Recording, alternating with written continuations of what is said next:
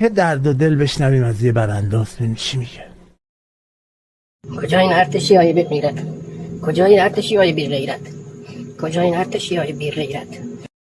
میگه کجا این ارتشی های بی غیرت؟ از چی داره فیلم میگیره؟ پیکنیکی.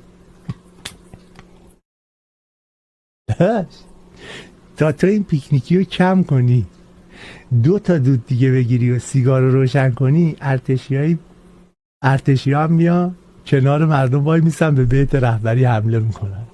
اینجوری اینا فکر میکنن. نکنید. از پای پیکنیک فیلم نگیرید بفرستید واسه یه مش برانداز. زشته.